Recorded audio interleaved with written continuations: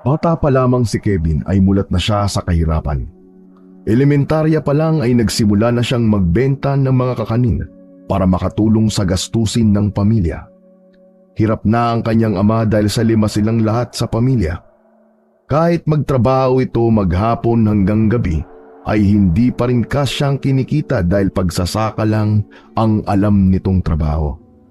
Ang 2 nakatatanda niyang kapatid ay nasa sekundarya na at hindi nakakatulong sa gastusin dahil sa ugali ng mga ito na mayayabang at maaarte, na kung umasta ay anak ng mayaman. Naimpluwensya ng mga ito ng barkada nilang may kaya sa buhay. Isang gabi, masayang nag-uusap ang pamilya nila habang naghahapunan. Napagkwentuhan nila ang maliit na selebrasyong gaganapin dahil matatapos na sa high school ang 2 niyang nakatatandang kapatid. Nakasabay ang mga ito dahil huminto ang isa sa pag-aaral. Maiaahon niyo na ring 2 sa hirap ang pamilya natin. Kung hindi ka sana tumigil sa pag-aaral, Troy, ay baka ngayon nakakapagtrabaho ka na. Kasalanan ko ba maging mahirap ang pamilya na to? Nakakayang pumasok nang wala man lang maipagmamayabang. Buti nga't nagkasilbi ang bunso niyo. Hindi ka dapat ganyan, Troy. Niyayakap mo dapat ang kahirapan. Hindi ka aasenso sa buhay kung ganyan ka. Ay nako, nangaral na naman.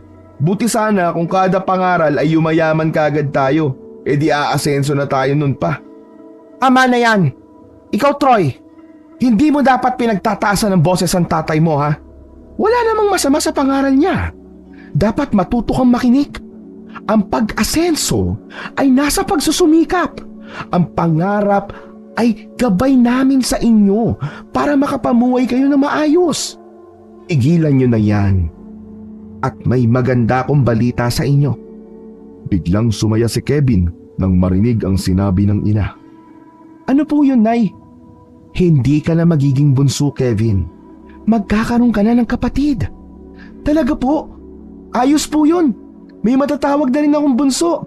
Ang saya-saya po. Biro ba yan, inay? Buntis na naman kayo?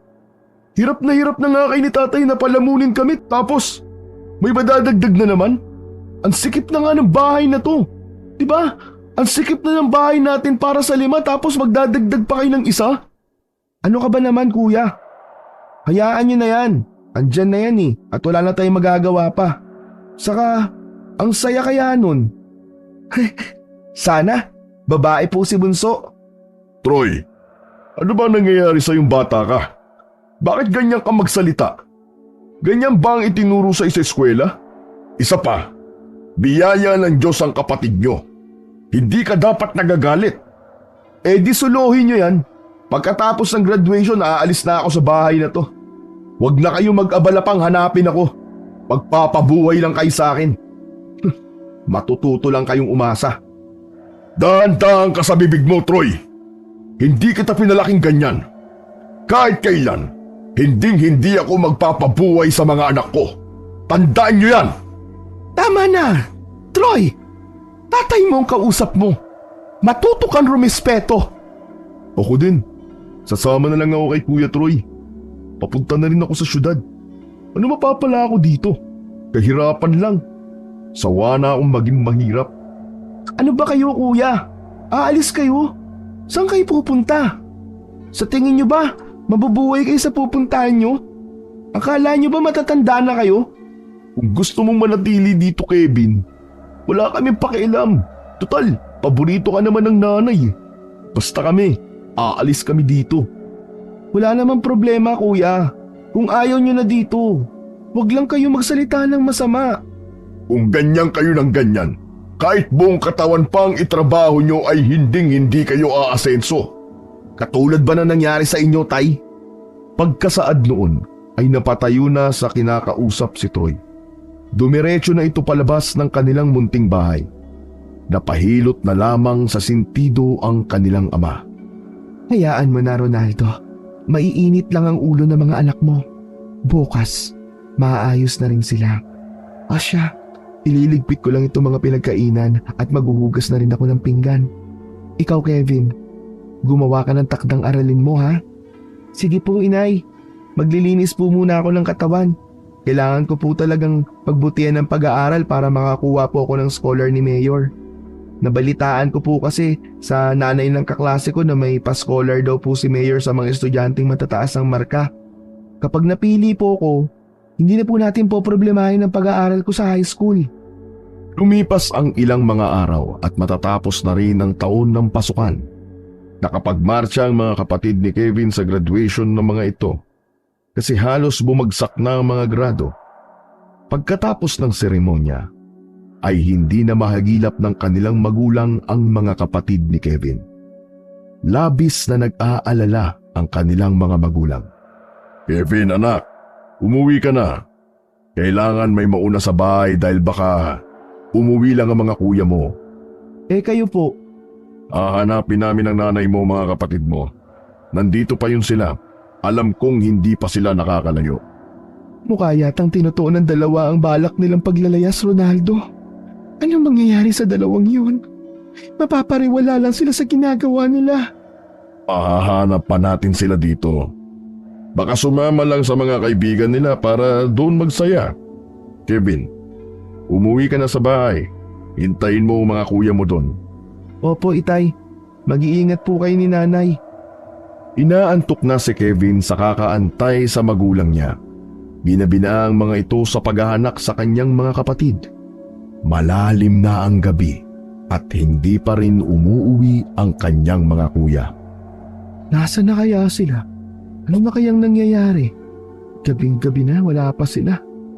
Ilang oras pa ang lumipas bago siya makarating ng pagbukas ng pinto. Umuwing lasing ang kanyang mga kapatid. Pagewang-gewang ang lakad ng mga ito. Maya-maya ay kasunod ng mga ito ang kanilang magulang. Saan kayo galing? Sa inuman po. Inaya ng mga kaibigan namin, graduation kasi. Ang lakas ng loob niyong magsabi ng ganyan. Samantalang ako, hindi ko nagawang magbisyo. Sino ka ba? Tatay ka lang namin ah. Tuluyan nang naubos ang pasensya ng kanilang ama sa dalawa. Kaya naman ito ang kauna-unang pagkakataon na napagbuhatan sila ng kamay. Bumulagta ang dalawa sa sahig at agad na nakatulog. Mo ba? Mo sila dahil sa sinaktan mo? Baka bukas, mas galit pa sila niyan. Dalin mo sila sa sarili-sarili nilang higaan. Kevin, baka hindi ko na mapigilan ang sarili ko at mabugbog ko uli sila. Opo, itay. Kinabukasan, gumising ang dalawang kuya ni Kevin na masasakit ang katawan at may mga pasa sa katawan. Di ko na talaga kaya. Aalis na ako sa bahay na to. Ayoko na rin dito. Kuya, sigurado na ba talaga kayo sa desisyon nyo? Nagawa lang naman ni tatay yun kasi naglasing kayo nang hindi nagpapaalam. Ilang oras kayong hinanap doon sa pinagganapan ng graduation nyo. Nakarating pa nga sila sa mga kaklase nyo para ipagtanong kayo eh. Nag-aalala lang sila. Tumabi ka nga, Kevin. Huwag kang ang plastic. Wala nang nagawa si Kevin. Hinayaan na lamang ang kanyang dalawang kapatid. Kahit ano namang sabihin niya ay hindi ito makikinig sa kanya. Wala roon ang mga magulang para awatin ang kanyang mga kapatid. Kaya hinayaan na lang niya. Maya-maya at dumating na ang kanilang ama galing sa bukid. Naabutan nito ang dalawa na palabas na ng bahay dahil dala ang mga personal na gamit. Saan kayo pupunta? Aalis na kami sa pesteng bahay na to. Hindi pa rin ba kayo nadala? Dadagdagan ko pa ba yung mga pasa ninyo? Sige, diyan ka naman magaling eh, yung manakit. Baka nga kulang pa ang pasa na to. Dagan mo pa para hindi ko makalimutan. Walang iya ka talaga. Napakaswail mong anak. Sige, kung talagang matigas sa mga buto nyo, lumayas kayo sa bahay na to. Huwag na kayong babalik dito. Wala akong anak na swail. Ronaldo, pigilan mo sila. Huwag silang ipagtapo yan. At yan. Bata sila, pero nademonyo na ang utak ng mga barkada nila. Doon yata nila gusto eh. Di magsama-sama sila. Tingnan natin kung hanggang saan naaabot ang kahambugan ng dalawang yan. Ronaldo! Troy! Dan! Huwag niyong pansinin ang ama niyo. Galit lang siya. Huwag kayong aalis ng bahay. Hindi kayo mabubuhay sa labas. Kuya Troy, Kuya Dan, huwag kayong umalis. Makinig kayo kay nanay. Akala niyo lang hindi kami mabubuhay kapag umalis kami? Nagkakamali kayo. Pag alis namin dito, aasenso kami. Baka nga hindi niyo na kami makilala nun eh. Di nakinig pa ang dalawa. Tuluyan nang umalis sa mga to. Hinabol sila ng kanilang ina pero hindi nagpapigil. Humagulgol na lang ang kanilang ina habang tinatanaw ang paglakad nila palayo. Inay, huwag na po kayong umiyak. Babalik din po yan sila. Kapag nahirapan na po sila sa pinuntahan nila. Babalik din po yan, sigurado po yun. Di pa naman sila sanay mahirapan. Huwag niyo nga silang alalahanin. Wala silang utang na loob. Mas mabuti nang umalis sila para malaman nila kung ano talaga ang buhay. Alam kong marami silang matututunan sa lugar kung saan sila mapapadpad. Simula ng araw na yon, mas naging masipag si Kevin. Parati niyang tinutulungan ng ama sa pagsasaka. Kagaya rin ng kanyang mga magulang. Sabik din siyang masilayan ang bunso niyang kapatid. Ngunit napupuno rin naman sila ng mga alalahanin dahil bukod sa delikado ng mga anak ang ina ni Kevin ay hindi pa rin sapat ang pera nilang naipon. Araw ng Sabado, tirik na tirik ang araw. Naglalakad ang mag-ama patungo sa bukid upang manguha ng panggatong nang biglang magsalita ang ama ni Kevin. Sa mga susunod na araw anak, umuwi ka na muna ng maaga. Huwag kang papaabot ng gabi. Bantayan mo muna ang inay mo sa bahay. Bakit naman po, itay? Ayos lang naman po si nanay ah. Sinisiguro ko naman na ang lahat ng kinakailangan ni nanay ay nagagawa ko na bago pa po ako umalis. Saka, mas kailangan mo ng tulong sa pagsasaka. Palaki na ng palaki ang tiyan ng nanay mo, Kevin. Hindi na siya ligtas kapag gabi. Nagkalat na ang mga aswang dahil naaamoy nila ang kapatid mo kahit nasa tiyan pa lang ng nanay mo. Kayo talaga, tay. Kwentong barbero lang po ang aswang na yan. Hanggang ngayon naniniwala pa po kayo dyan. Di ba? Usap-usapan lang yan palagi dito sa atin. Pero wala namang nakakahuli. Anak, totoo sila. Totoo ang mga aswang. Naririnig at naaamoy nila tayo. Eh bakit kailangan nyo ba pong ibulong sa akin, tay? Tinatakot mo lang yata ako eh. Malakas ang pandinig nila, Kevin. At kailangan kong gumawa ng pabor para sa kaibigan ko. Kaya kailangan bago sumapit ang dilim, ay may kasama na ang nanay mo sa bahay. Alam kong matalino ka at maasahan. Habang wala ko sa bahay, ikaw ang magbabantay at magtatanggol sa nanay mo. Maliwanag ba? Sige ho, itay. Kung ano po ang gusto nyo, ay susundin ko na lang po. O siya, sige na. Bilisan na natin. Nag-iisa pa naman ang nanay mo sa bahay. Tandaan mo ang lahat ng billing ko sa'yo, ha? Tumango na lamang si Kevin sa ama. Nagpunta pa sila sa parte ng gubat kung saan ay ginagawang tapunan ng mga tao ng mga basura. Kumuha sila doon ng mga goma. Ayun! Mabuti at may mga lumang gulong dito. Hindi ako nagkamali na magpunta rito. Sabi ko na nga ba may makukuha tayo dito ng mga lumang gulong. Aanin niyo po ang mga gomang yan, itay. Hindi naman yan magandang panggatong. Baho-baho pa. Ipagsisiga ko ng goma ng nanay mo para hindi siya maamoy ng mga aswang. Malaking tulong ito para maitaboy ang mga halimaw na yon. Hindi na sumagot si Kevin. Hindi man siya kumbinsido sa ginagawa ng ama, ay tumulong na lang din siyang manguha ng goma. Naisip niyang baka nga kakailanganin nila ito kung totoo mang may aswang. Kinagabihan, pagod na umuwi ang mag-ama. Marami silang nakuwang panggatong at ang sobra ay pwede pang maibenta sa kanilang mga kapitbahay. Mag-ayos na tayo ng mga gamit, Kevin. Nang maaga tayong makapagsara ng pinto. Kailangan maitabi natin sa malapit ang mga gamit na panlaban sa aswang. Sige po, Itay. Bandang 9:00 ng gabi, nasa higaan na sila at naghahanda ng matulog nang bigla na lamang may kumalabog sa kanilang bubungan. Nagsimula namang sumakit ang tiyan ng ina ni Kevin. Sinasabi ko na nga ba, peste talaga itong mga aswang na to! Ronaldo, sumasakit ang tiyan ko. Bumangon ang ama ni Kevin at kinuha ang itak na itinago nito sa ilalim ng higaan. Pagkatapos ay kumuha ito ng itim na tela sa kanilang damitan. Ito, ilagay mo to sa tiyan para hindi maramdaman ng aswang ang bata.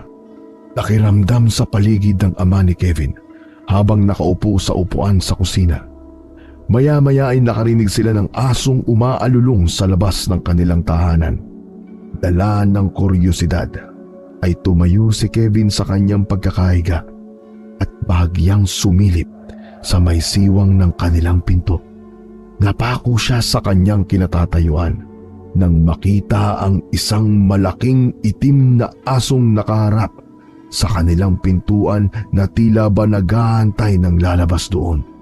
Nanlilisik ang mga mata nito at naglalaway ng malapot na likido. Dahan-dahan namang lumapit si Kevin sa kanyang ama at kinausap ito ng halos pabulong. Tay, may malaking itim na aso sa labas ng bahay. Nanlilisik ang mga mata niya. Nakatingin po siya dito sa atin. Nakakatakot po ang itsura niya, Tay. Parang manlalapa po. Tama nga ang hinala ko.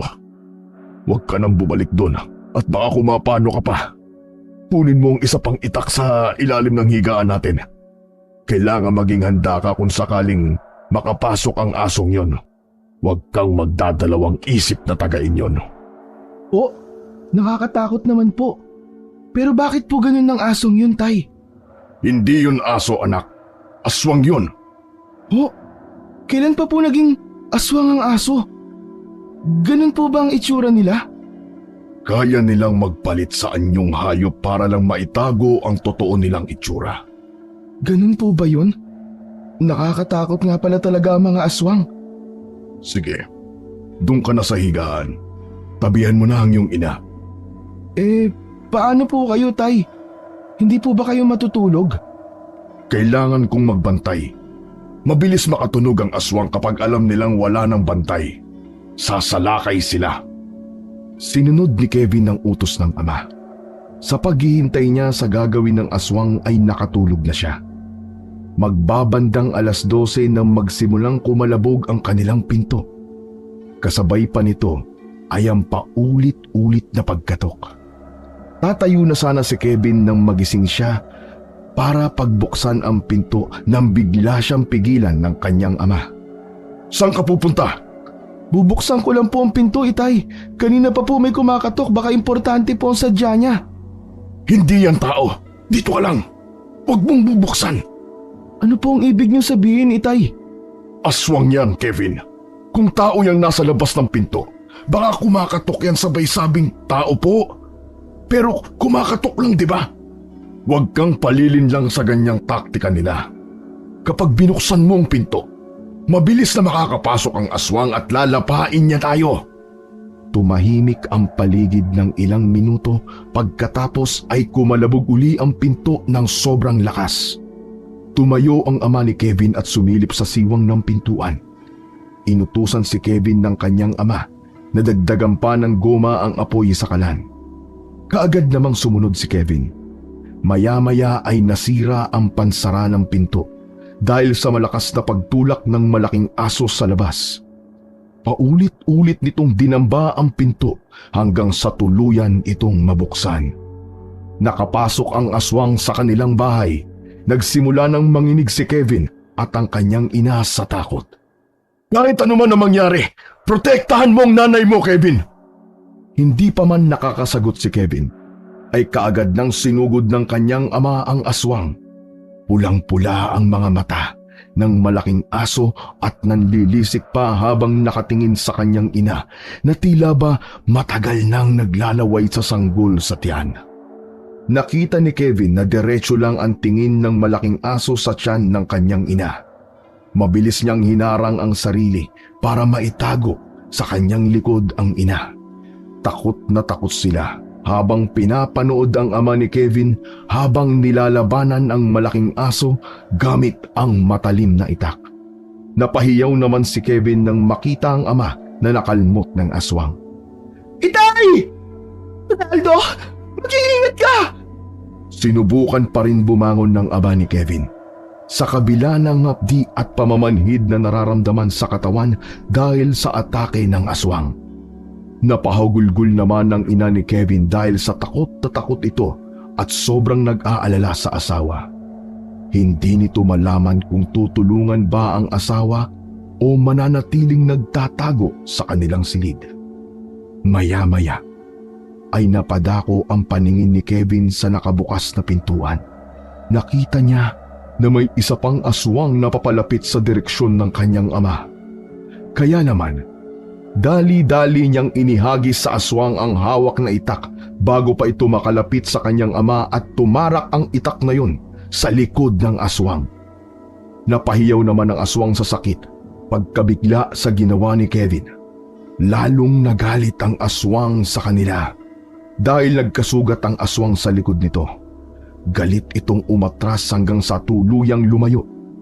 Sumunod na rin ang isang aswang na kumakalaban sa ama ni Kevin dahil puno na rin ito ng sugat sa kanyang katawan. Nang makalabas ang mga aswang, dali-daling inayos ng ama ni Kevin ang nasirang pinto at muling inilapat sa kanilang pintuan. Pagkatapos ay natutuwang pinuri si Kevin ng kanyang ama dahil sa katapangan nito. Mahusay ang ginawa mo, anak. Matapang ka na talaga. Binata ka na. Kaya mo nang makipaglabang sa aswang. Nanginginig po ako sa takot, Itay. Akala mo naman talagang matapang ako, saka inihagis ko lang po ang itak sa aswang. Katapangan ang tawag doon, anak. May mga kalmot po kayo, Itay. Malalalim po ang sugat niyo. Ay, hayaan mo na. Malayo ito sa bituka. Ronaldo, puro kasugat. Malalalim ang kalmot sa iyo. Bukas, pagsikat ng araw, anak, kumuha ka kagad ng dahon na malunggay sa bakuran natin. Ano pong gagawin niyo, Inay? Ilalagay natin sa sugat ng tatay mo. Sige po. Hindi na babalik ang mga aswang na yon dahil alam nilang nakahanda tayong labanan sila. Kaya pwede na tayong matulog ngayon. Talaga po, Itay? Hindi na po sila babalik? Sa ngayon, oo. Pero tiyak, sa mga susunod na gabi, baka mas marami na sila. Mas galit pa dahil sa nasaktan natin ang dalawa nilang kasamaan. Hala, mas nakakatakot po yun. Ano po ang gagawin natin, Itay? Baka mapatay po nila tayo. Huwag ka nang mag-alala. Bukas, sige, gagawa ako ng paraan. Mahimbing na nakatulog ang mga magulang ni Kevin, habang siya naman ay hindi mapakali sa takot na baka balikan sila ng aswang. Nanatili siyang nakabantay sa kanilang pintuan. Hindi niya hinahayaang pumikit ang kanyang mga mata sa pag-iisip na baka magulat siya at pagdilat niya ay nasa loob na ng bahay nila ang mga aswang na nagpapanggap na aso.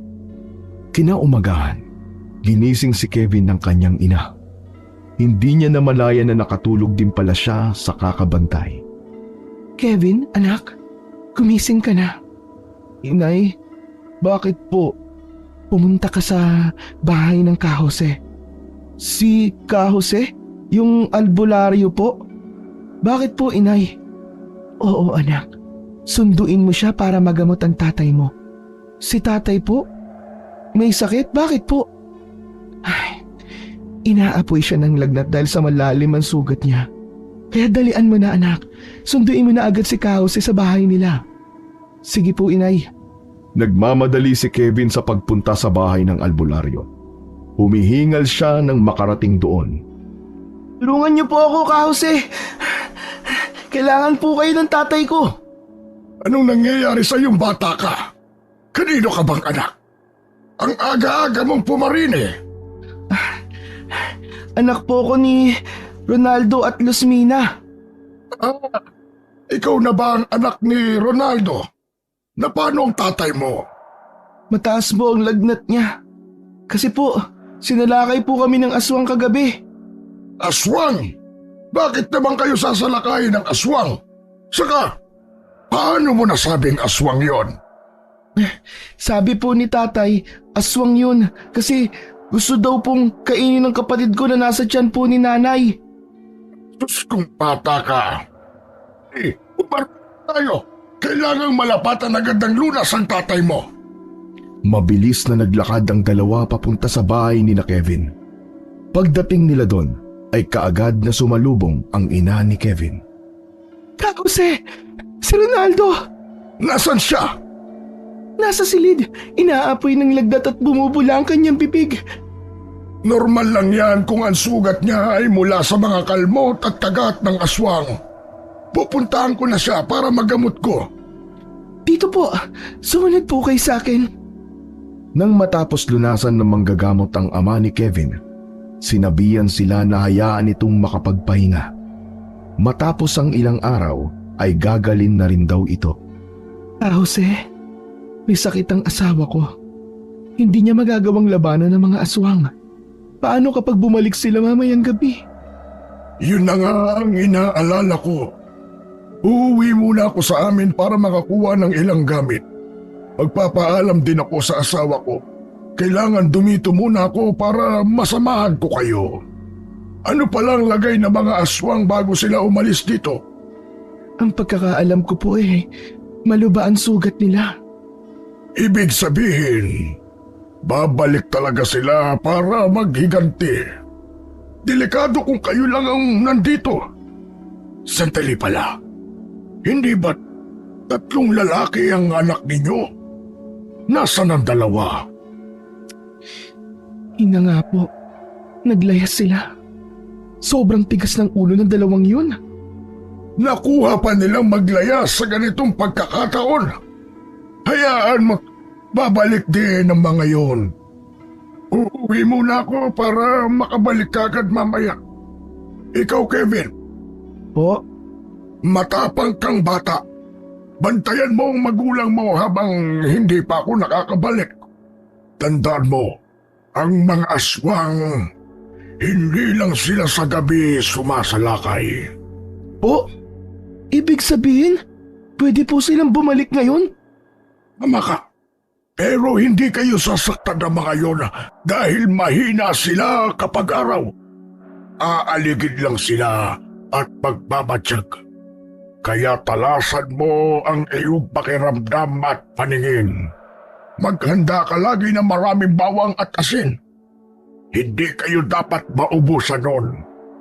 Habang hinihintay nila ang pagbabalik ng ama ni Kevin, inutusan ni Luzmina ang anak na kumuha ng mga kahoy. Kevin, anak, kumuha ka ng mga kahoy mula doon sa inuwi niyo ng tatay mo. Ano po ang gagawin niyo sa kahoy, inay? Kailangan nating ayusin ang pinto. Dapat ay matibay ito dahil ito ang pananggalang natin sa mga aswang.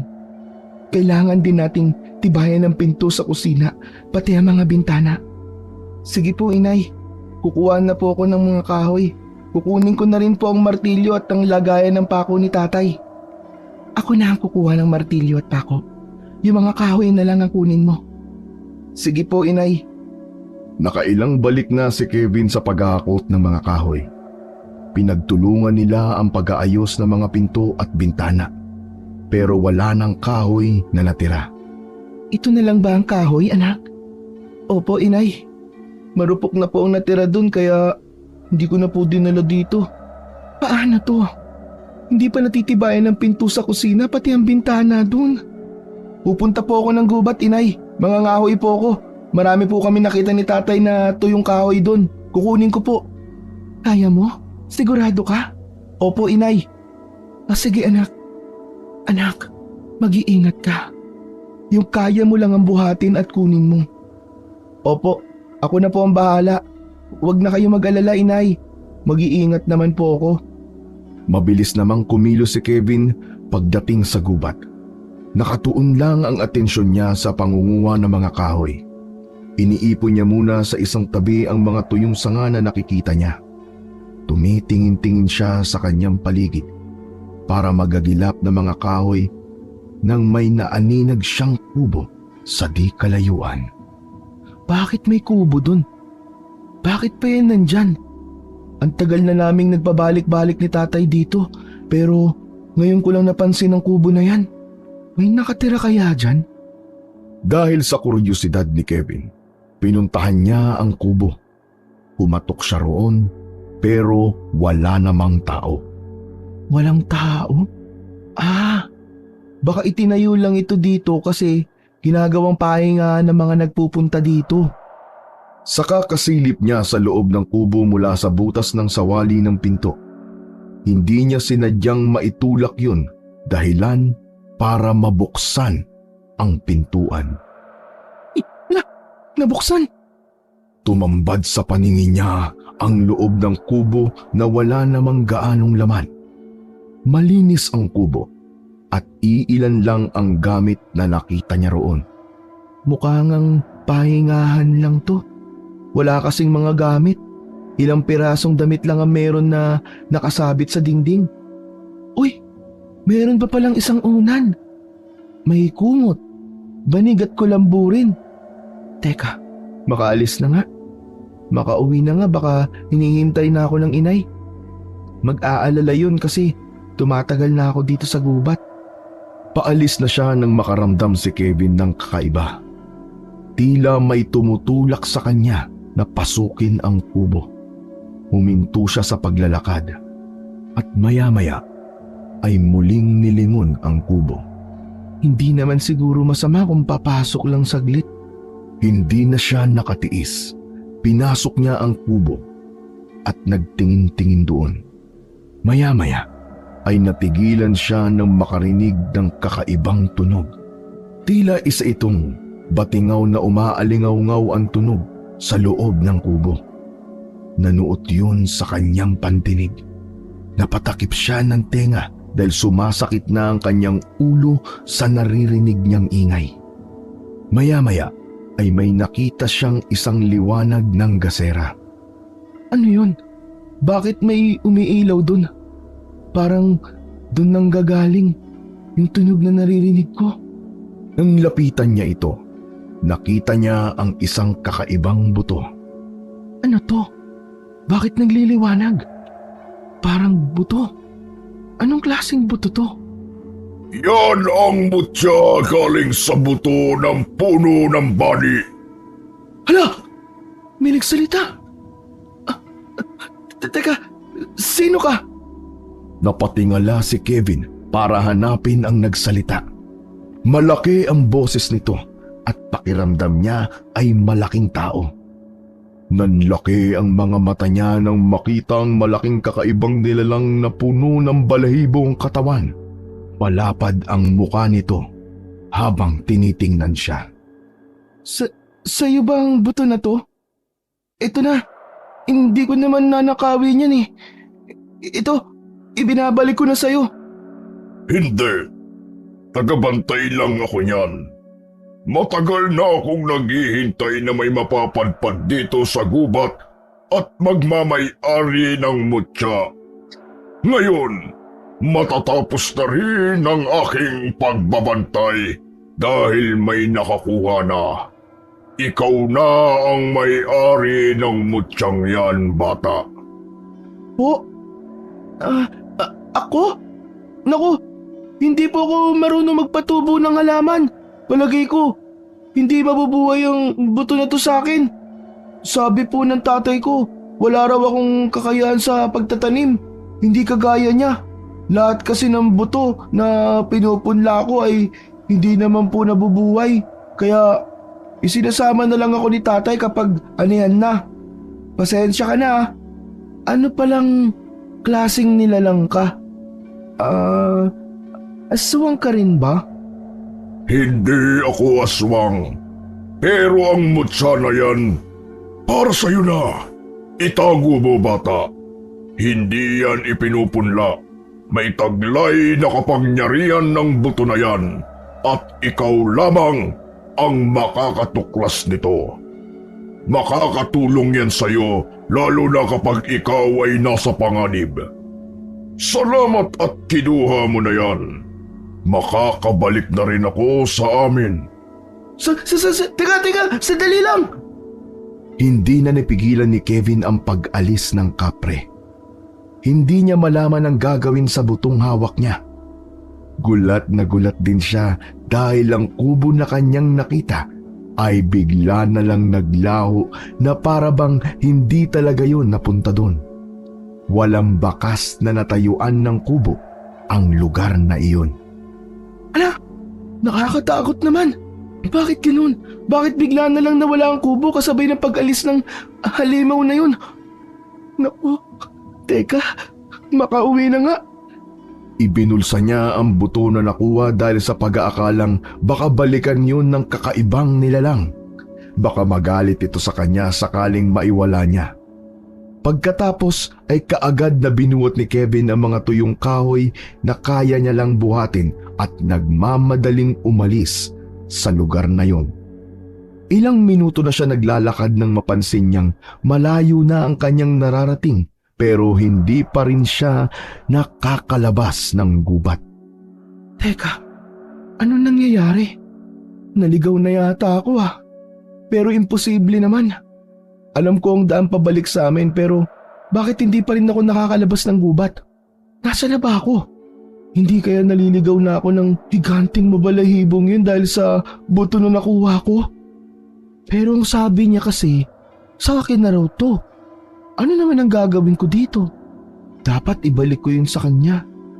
Pero hindi ko alam kung nasan siya hahanapin. Paano kaya? Teka, may kubo doon. Baka may nakatira. Tamang-tama, uhaw na ako. Baka naman pwedeng makainom doon. Nilapitan niya ang kubo at tumawag habang kumakatok. Lumabas ang isang babae. Nailang pa si Kevin dahil kakaiba ang tingin ng babaeng yon. Pwede po bang makiinom? Tumangulang ang babae. Pagkatapos ay iniwan siya nito para kumuha ng tubig. Dala ng kuryosidad niya, sumilip siya sa loob ng kubo.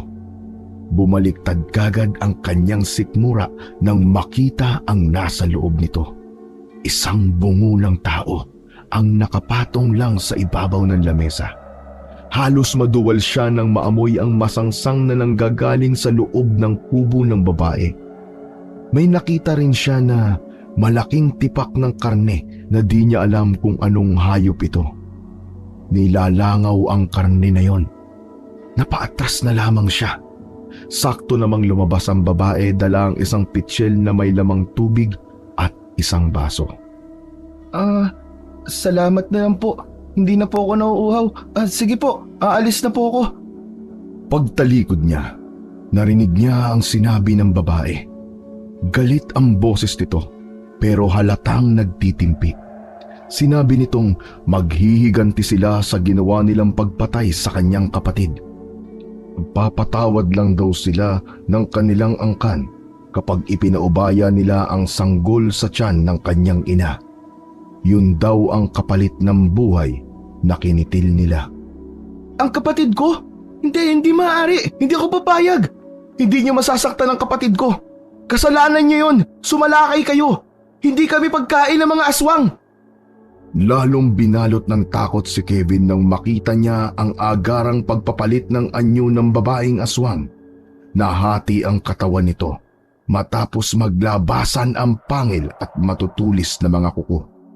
Ang itaas na bahagi ay tinubuan ng pakpak sa likod at kaagad na lumipad ang aswang. Ano nangyari? Anong klase kang nilalang? Anong klaseng aswang ka? Hindi niya na hinintay ang sagot ng aswang. Nabitawan na niya ang dalang kahoy at kumaripas siya ng takbo. Panay naman ang habol sa kanya ng manananggal. Sige, subukan mong lumapit. Hindi ako magdadalawang isip na iampas sa iyo ang dala kong kahoy. Isa na lang pala ang dala ko. Mas mabuti sigurong tumakbo ng mabilis kaysa galitin pa ang halimaw na yun. Imbis na mabahala ang manananggal, ay natuwa pa ito.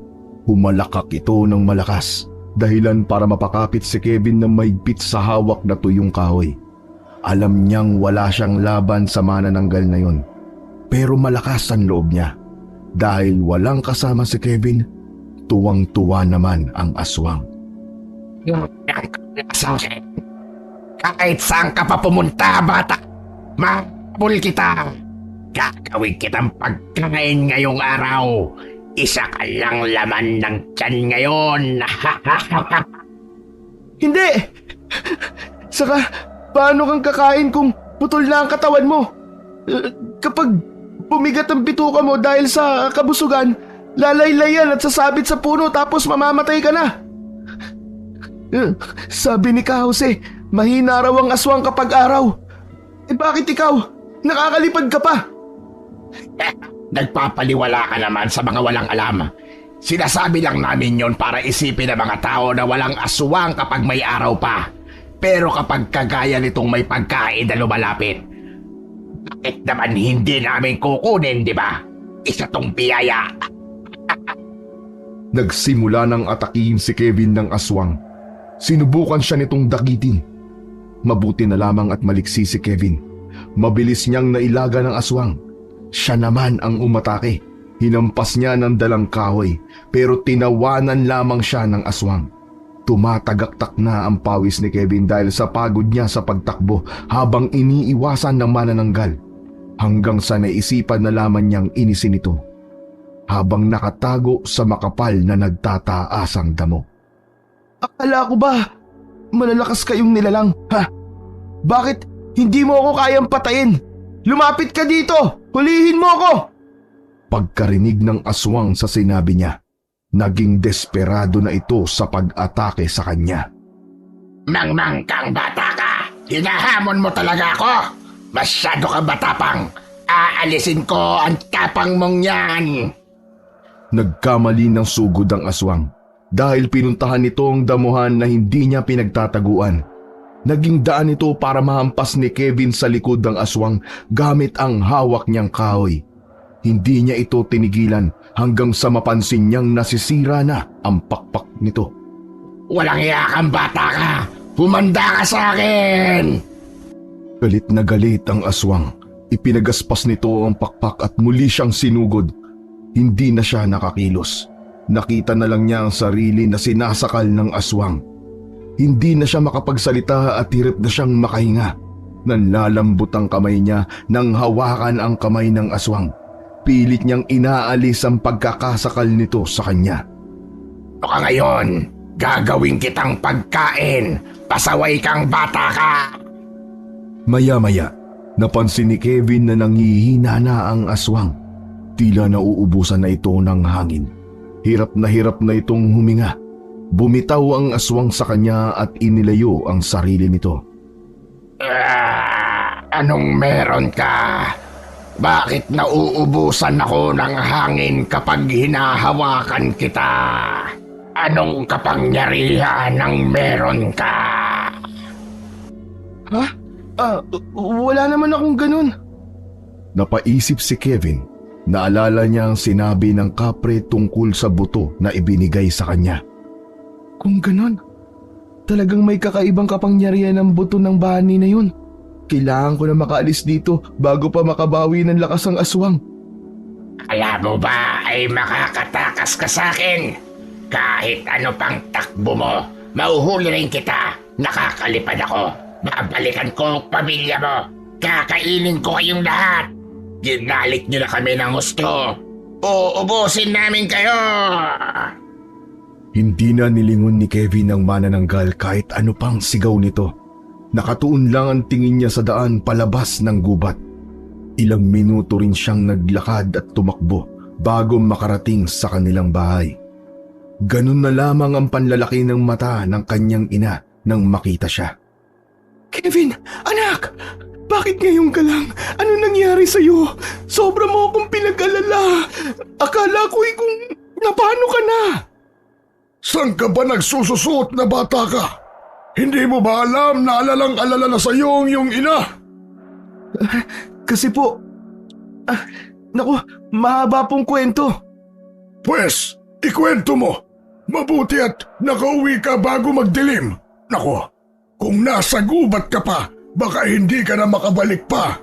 Muntik na kitang sundan doon. Ano ba ang nangyari sa'yo? Kasi po, may sumalakay po sa akin na halimaw. Nahati po ang katawan niya at may pakpak po siya sa likod. Buhay pa rin po siya kahit putol na po ang katawan niya. Nakakalipad po siya. Talaga? Nakasugo pa ka ng manananggal? Ha? Manananggal po ba ang tawag doon? Paano ka nakatakas sa kanya? Hindi ko nga po alam eh. Palagay ko nakatulong po sa akin ang buto na ibinigay ng mabalahibong halimaw. Buto? Anong buto yun, anak? Anong mabalahibong halimaw? Ito po, inay.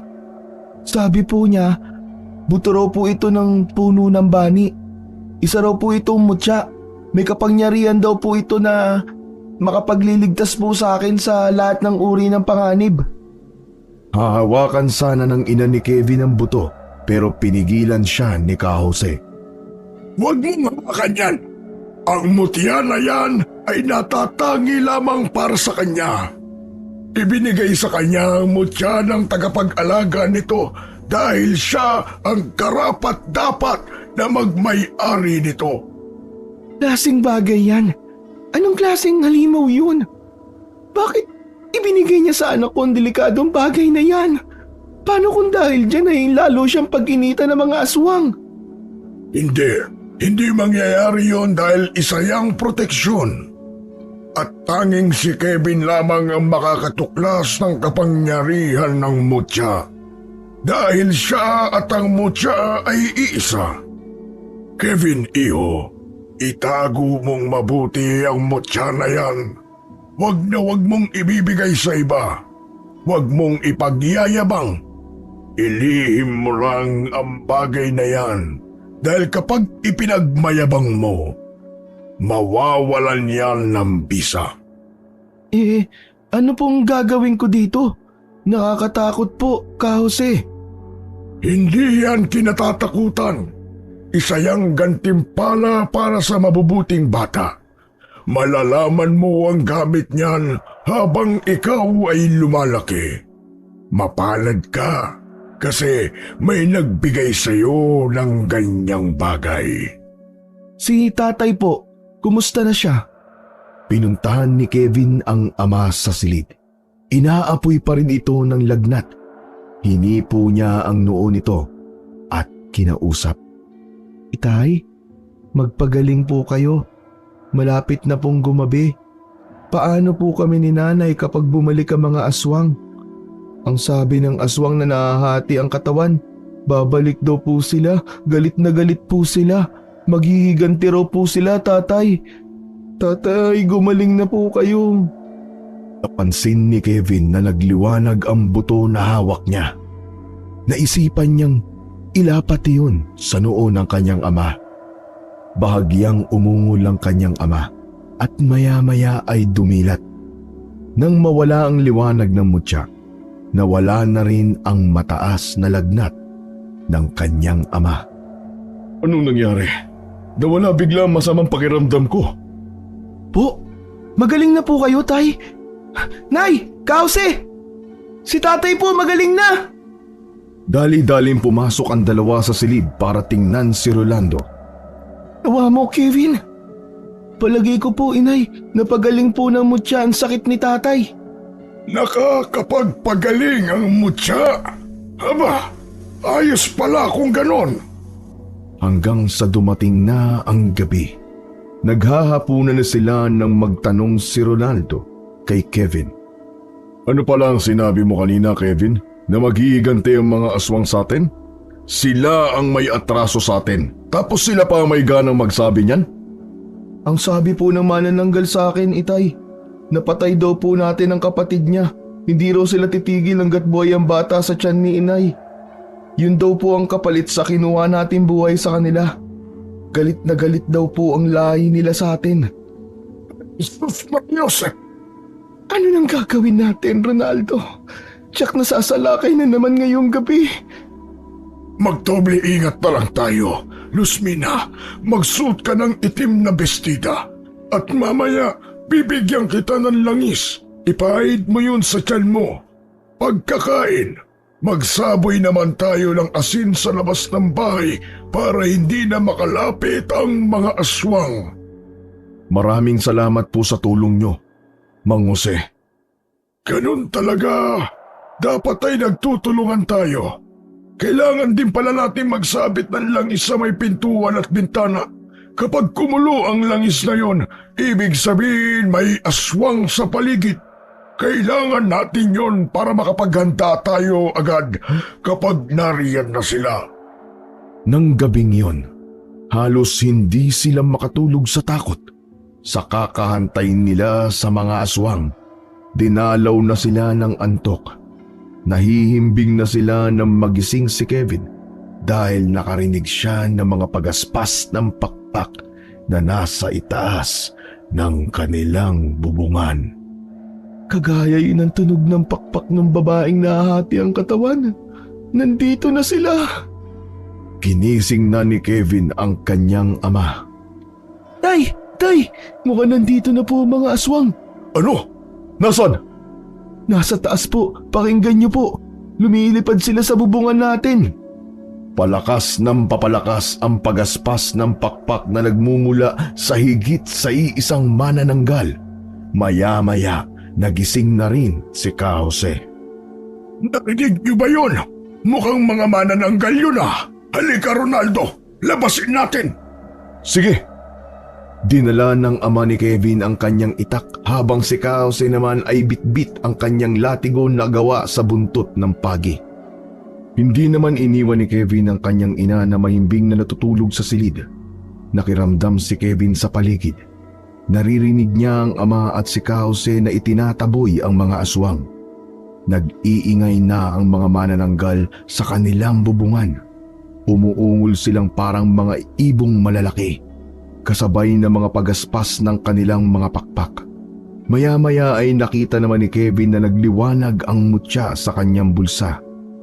Nang tingnan niya ito, nakarinig siya ng malakas na alingaw-ngaw. Kagaya ang ingay na yon nang sandaling makita niya ang mutya sa kubo. Palakas ng palakas ang tunog ng mutya. Maya-maya naririnig niyang tila nag-iiyakan sa sakit ang mga manananggal. Naging aligaga ang mga ito. Kanya-kanyang lipad para tumakas. Dinig na dinig pa ni Kevin na nagkakabanggaan ng mga manananggal habang tumatakas. Tila malaki ang epekto sa kanila ng ingay na ginagawa ng kanyang mutya.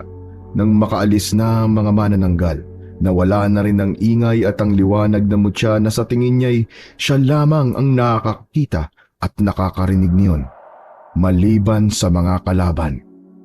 Talaga yatang may kapangyarihan ang buto na ito. Naitataboy nito ang mga aswang.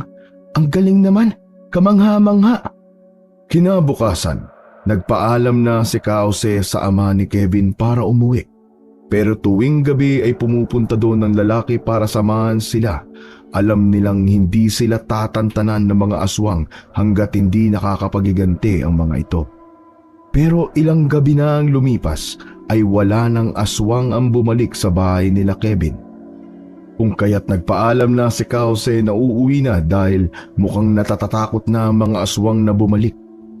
Tuwing umaga hanggang tanghali naman ay magkasamang naglalako ng gulay at panggatong ang mag-ama upang makaipon ng pera para sa panganganak ng ina ni Kevin. Naghihiwalay sila ng daan para mas mabilis silang makaubos ng paninda. Nagtatagpo lang sila sa lugar na napagkasunduan bago mananghali upang sabay na umuwi. Mabilis na nakaubos ng paninda si Kevin kung kaya't maaga siyang napunta sa lugar na tagpuan nilang mag-ama. Habang naglalakad, tinawag siya ng ina ng kaklase niyang babae. Sinabi nito sa kanya na may ibibigay siyang mga damit para sa sanggol. Buntis din ng ina ng kaklase niya, pero sabi ng ama ni Kevin, masyado nang marami ang baro-baruan na ibinigay sa kanya ng binan. Kaya hatiin na lang ito para sa magiging kapatid ni Kevin. Dumaan si Kevin sa bahay ng kaklase upang kunin ang mga damit na pambata. Hindi rin siya nagtagal doon. Palabas na siya ng bahay nang makita niyang may mga hindi pamilyar na taong umaaligid sa bahay. Aling Tess, anong oras po uuwi ang asawa niyo? Sinagot siya ng babae na gabing-gabi na umuuwi ang kanyang asawa. Nagtanong pa nga ito kung bakit naitanong ni Kevin ang bagay na yon. Naniniwala po ba kayo sa mga aswang? Buntis po kayo. Dapat po may kasama kayong lalaki sa bahay niyo. Ang aswang po ay sumasalakay kahit po hindi gabi. Maniwala po kayo. Tinawanan lang siya ng babae, pati na rin ng kanyang kaklase. Hindi sila naniniwala sa mga aswang, pero nagbagong paniniwala na yon nang makita nilang may mga paparating na mga tao. Isarado niyo po ang mga pinto at bintana. Huwag niyo po silang hahayaang makapasok dito. Pero kahit anong sabi niya sa mag-ina ay hindi sila naniniwala. Ibinukas pang lalo ng kaklase ni Kevin ang pintuan nila at hinihintay na lumapit ang mga tao. Kinausap naman ng mga tao si Aling Tess at tinanong kung ano ang kailangan. Pero imbis na sumagot ang mga taong yun, bigla na lang nandamba ang mga ito. Nagsigawan na sila. Nagtakbuhan sila sa kusina at doon nagsiksikan. Dahil pumasok na sa loob ng bahay ang mga taong yun. Pagpasok ng mga ito ay nagbago bigla ang kanilang mga anyo. Namula ang mga mata, nagkapangil, humaba ang dila pati na mga kuko at nagsimula na maglaway ng malapot. Sigaw ng sigaw si Aling Tess ng tulong pero walang sumasaklolo sa kanila dahil malalayo ang mga kapitbahay sa kanilang lugar. Naghanap naman ng panlaban si Kevin sa kusina. Nakita niya ang asin. Kinuha niya yon at isinaboy sa mga aswang. Umalululong sa galit ang mga ito. Pasugod na ang mga aswang sa kanila nang bigla namang tumunog ang kanyang mutya. Umalingaw-ngaw na naman sa buong paligid ang tunog na yon, pero tanging siya lamang at ang mga aswang ang nakakarinig. Nagtakip ng tenga ang mga aswang na tila ba nabibingi ang mga ito. Maya-maya may dugo na lumalabas sa kanilang mga ilong. Isa-isa nang nag-aalisa ng mga aswang. Pagkaalis ng mga aswang, nag-alsa baluta naman ang mag-ina. Pinauwi na si Kevin dahil sinabi ni Aling Tess na doon muna sila tutuloy sa kanyang biyanan dahil natatatakot silang baka bumalik ang mga halimaw. Pagkarating ni Kevin sa tagpuan nila ng kanyang ama, nagulat sa kanya ang ama dahil sa namumutla siya at humahangos. Ano nangyari sa iyo, anak? Galing po ako kina Aling Tess. Binigyan niya po ako ng mga baru-baruan para sa kapatid ko. Ito po Ganun ba? Nagpasalamat ka ba? Opo. Kailangan ko rin siguro magpasalamat sa kanila.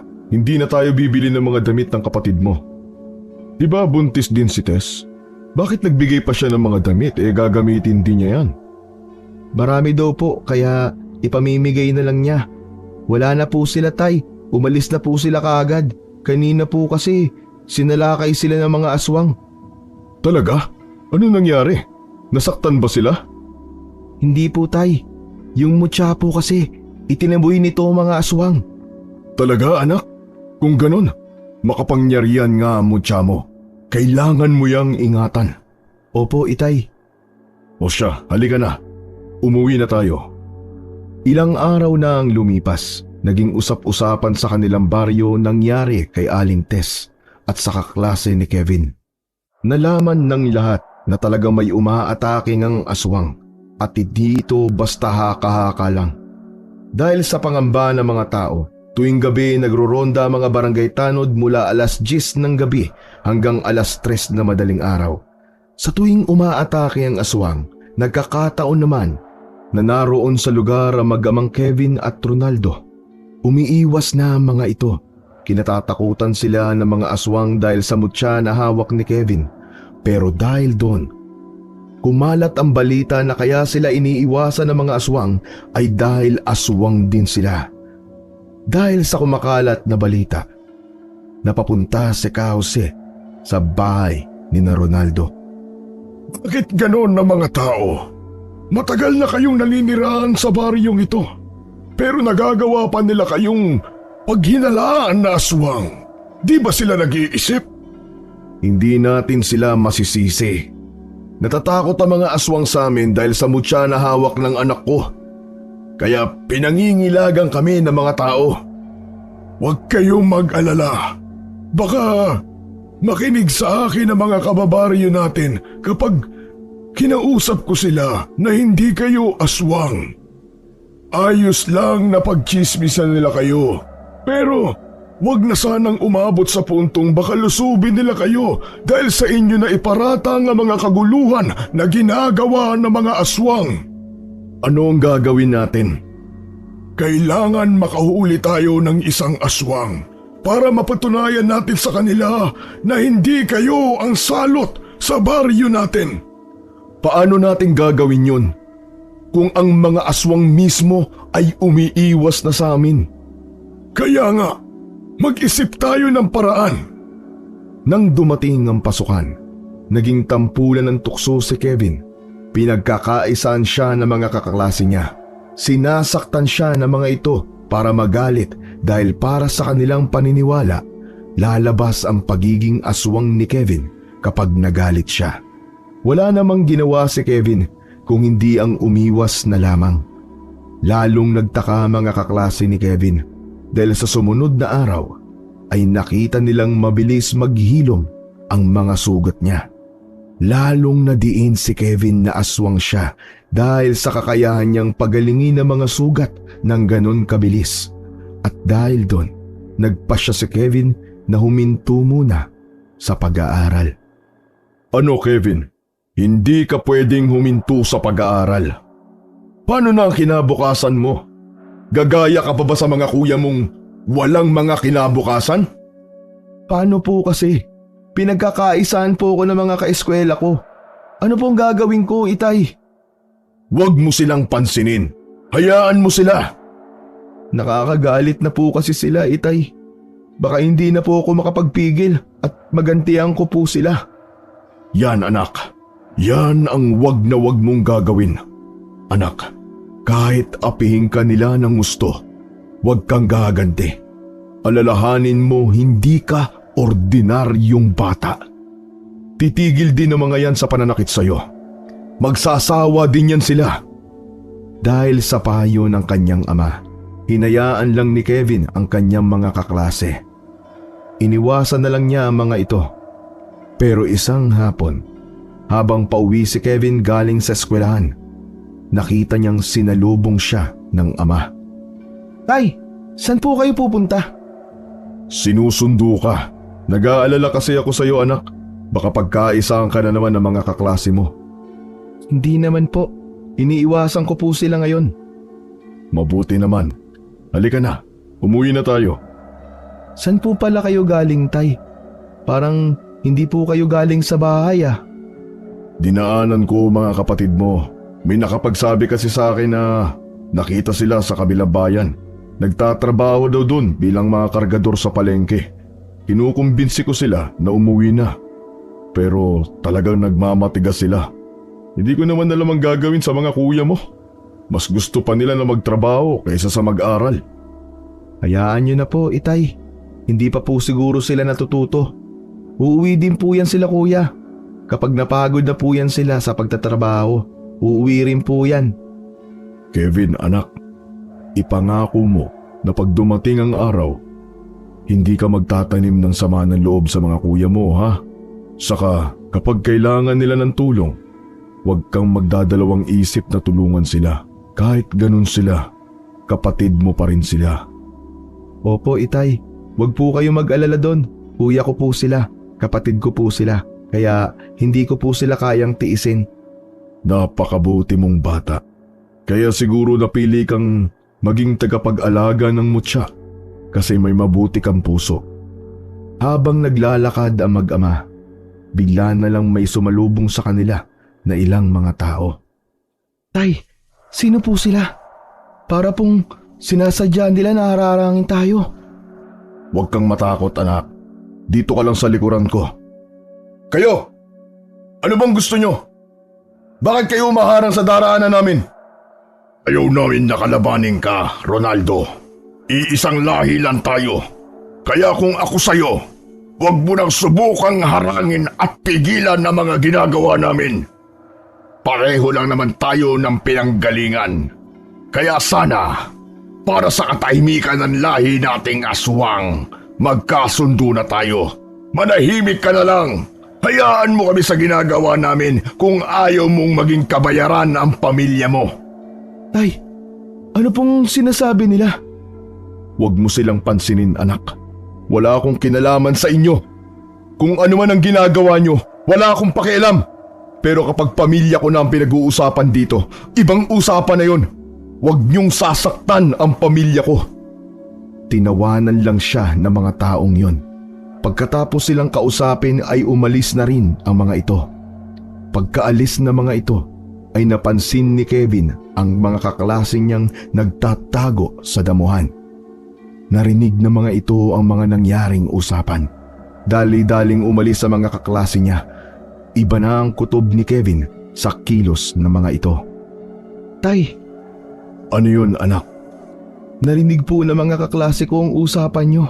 Hindi kaya magsumbong sila sa barangay? Paano po kasi pilit talaga nilang ikinakalat na lahi tayo ng mga aswang? Baka po isumbong nila tayo at pag-inita ng mga kababaryo natin. Naghahapunan sila at napansin ni Kevin na hindi mapakali ang kanyang ama. Inisip niyang baka nag-aalala ito sa mga taong kumausap sa kanila, pati na rin ang mga kaklase niya. Maya-maya ay nabulabog sila na may malakas na sumigaw sa labas. Nakilala naman ni Kevin ang boses ng sumigaw. Tay, si Romero po yun, yung kaklase ko. Sumisigaw sa labas ang kaklase ni Kevin. Rinig na rinig nila ang sinabi nitong ang bahay na tinitiran nila Kevin ay bahay ng isang aswang. Pinatunayan ni Romero na rinig niyang nakipagkasundo ang ama ni Kevin sa mga aswang. At dinig din ito ang sinabi ng mga taong yon na may lahing aswang sina Kevin. Kaya isinumbong ni Romero ang pamilya ni Kevin sa barangay. At dahil doon, pinalibutan ang bahay nila ng mga tanod at pilit silang pinalalabas ng bahay. Ano bang pinagsasabi mo, Romero? Hindi kami aswang! Wala kaming lahing aswang! Kapitan, ano ba ang ibig sabihin ng batang yan? Naniniwala ka sa sinasabi niya kahit wala kayong ebidensya? Umiiling ang kapitan habang sinasabi nito na kailangan mapatunayan ni Ronaldo na hindi siya isang aswang. Kailangan niyang lumabas ng bahay at harapin ang bilog na buwan. Kapag hindi siya nagpalit ng anyo, absuelto na siya sa mga pagbibintang.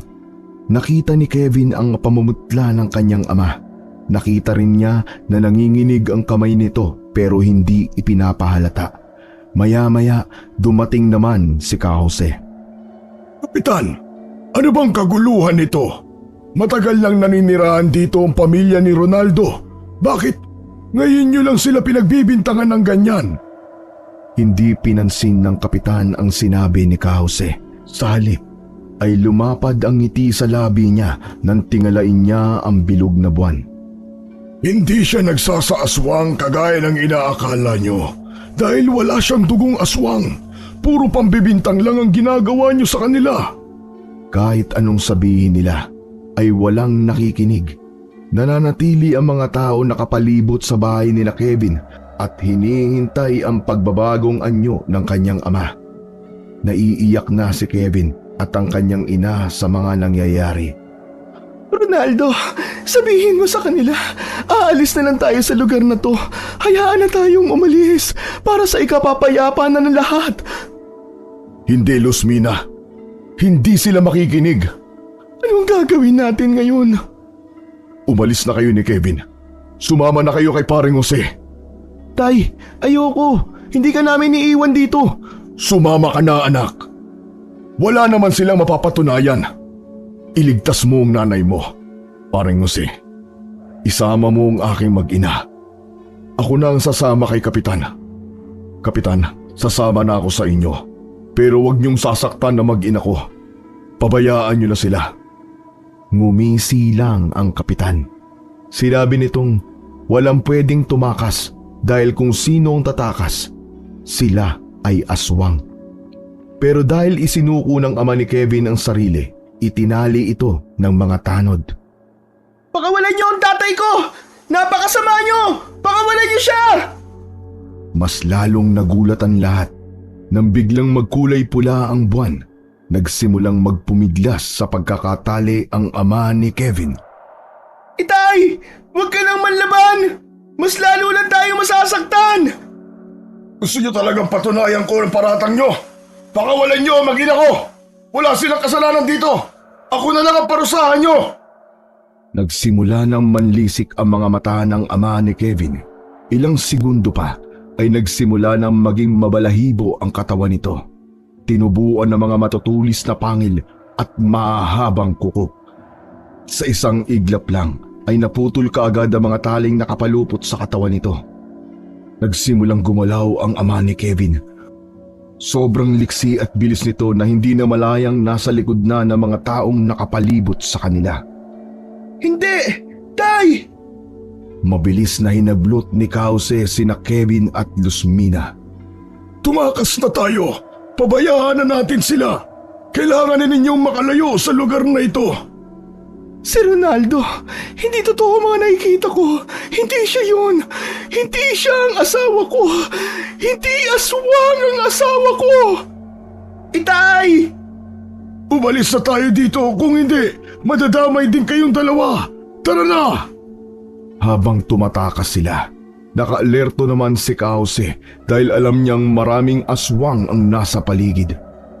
Mababalitaan ng mga ito ang nangyayari kay Ronaldo at ililigtas siya ng mga ito. Jose, alam niyo po bang aswang si tatay? Ako lang at ang tatay mong nakakaalam nun. Ha? Totoo pala yun? Bakit? Pero matagal nang tinalikuran ni Ronaldo ang pagiging aswang. Sa katunayan, tinutulungan ko siyang maalis na ang sumpang yun. Pero tama ang hinala ko. Babalik uli ang pagiging aswang niya kapag sumapit na ang pula ng buwan.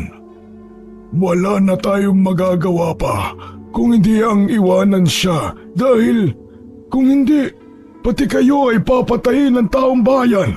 Kailangan na ninyong tumakas sa lugar na ito. Paano po ang tatay ko? Kaya niya ang sarili niya, Kevin. Isipin niyo ang sarili niyo. Habang tumatakas sila, bigla na lang may humarang sa kanila na grupo ng mga aswang. Isang babae ang namumuno sa mga ito. Sila! Sila ang pumatay sa kapatid ko! Mga kalahi! Patayin sila! Siya yung manananggal. Bago pa sila salakayin ng mga aswang na yon, ay may dumating namang isa pang grupo ng mga aswang. Inarang nila ang grupong gustong pumatay kina Kevin. Carmen, mabuti at dumating ka. Ikaw na ang bahala sa kanila. Kailangang maitakas ko sila. Gulong-gulo si Kevin at ang kanyang ina sa mga nangyayari. Hindi na nila alam kung sino ang kakampi at kung sino ang kaaway. Pero nagtataka sila dahil kilala ni Jose ang lahat. Sino naman si Carmen?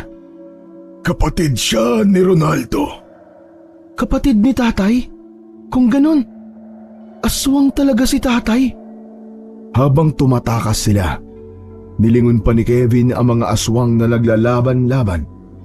Iba't iba na ang anyo ng mga ito na lalong nakakapangilabot sa kanya. Nakakatakot ang mga itsura nila. Huwag mo silang tingnan. Sa unahan ka lang tumingin. Kailangan marating natin ang sakay ng bus para makatakas na tayo dito.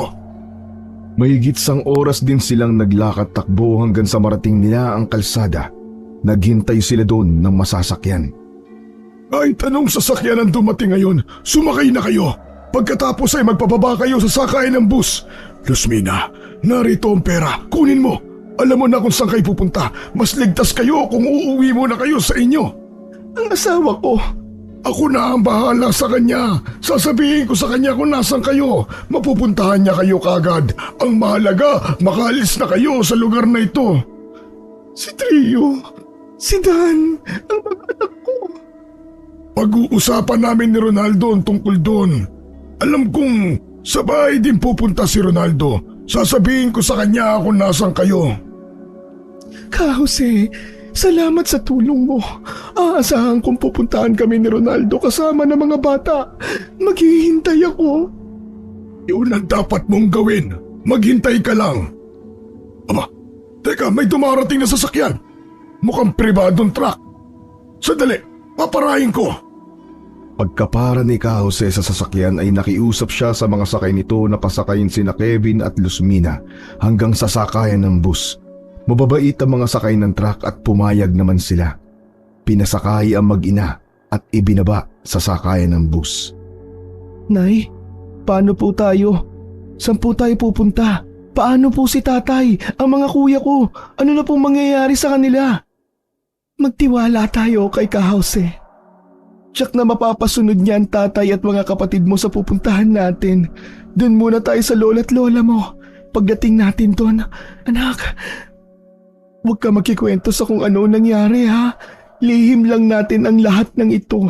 Walang pwedeng makaalam dahil magkakaproblema lang tayo. Opo, inay. Mahigit 1 buwan ang lumipas. Inakala ni Kevin na hindi na darating ang ama. Pero biglang dumating ang mga ito kasama ang 2 pa niyang kapatid. Nay, sila tatay nandito na po. Dumating na sila. Tay, Kuya Troy, Kuya Dan. Kevin, anak, kumusta na kayo? Mukhang ayos naman kayo. Naalagaan mo ng mabuti ang nanay mo. Mukhang malusog ang kapatid mo. Tay, Wala akong ibig sabihin doon. Lumapit sa kanya ang ama at saka bumulong. Isang sikretong bagay lang ang lahat. Ikaw, ako, at ang iyong ina lang ang nakakaalam. Napangiti si Kevin sa sinabi ng ama. Naintindihan niya sinabi nito. Walang alam ang kanyang mga kapatid sa sikreto ng kanyang ama. Pero masaya siya dahil sumama sa kanyang ama ang kanyang mga kuya. Umiiyak na yumakap ang 2 niyang kapatid sa kanilang ina. Humingi ng tawad ang mga ito dahil sa katigasan ng kanilang ulo at sa paglalayas nila. Nalaman nila na hindi ganoon kadaling mabuhay, lalo na at malayo sa piling ng mga magulang.